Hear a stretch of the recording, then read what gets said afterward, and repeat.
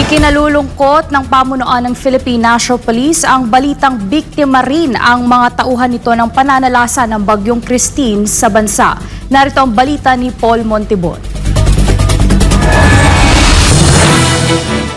Nasa mahigit 1,000 pulis at pamilya nito ang naapektuhan rin ng pananalasa ng Bagyong Christine. Kagaya ng ibang pamilya, halos nalubog rin sa baha ang mga bahay ng mga pulis at naapektuhan ang kabuhayan. Sa kanyang talumpati sa regular flag racing sa Campo Crame, agad na ipinag-utos ni PNP Chief Police General Romel Francisco Marbil ang pagbibigay tulong sa maapektadong mga tauhan nito.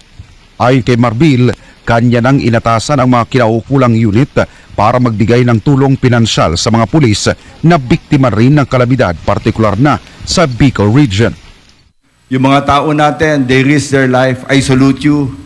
I ordered General Ocobo, yung DPCR, yung DC natin, sa lahat ng mga pulis natin na more than 1,000, pati NUPs na nasalanta ng bagyo, let us give financial assistance. Tulungan po natin yung nasa Region 8 at Region 4A.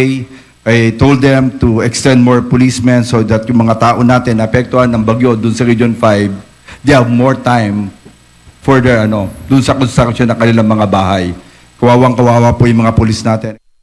Sa kabilang banda, nagpapatuloy pa rin ang pakikipag-ugnayan ng PNP sa mga pangunahing ahensya ng pamahalaan gaya ng National Disaster Risk Reduction and Management Council at Office of Civil Defense para sa mga kinakailangang tulong o suporta sa mabilis na search, rescue and retrieval operations sa mga lugar na lubhang naapektuhan ng nagdaang kalamidad.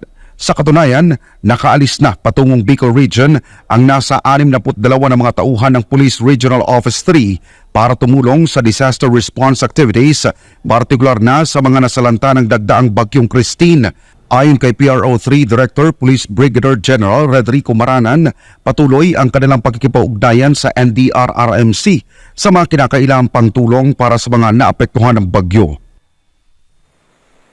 Para sa Diyos at sa Pilipinas kong mahal, nagulat Paul Montibon, SMNA News.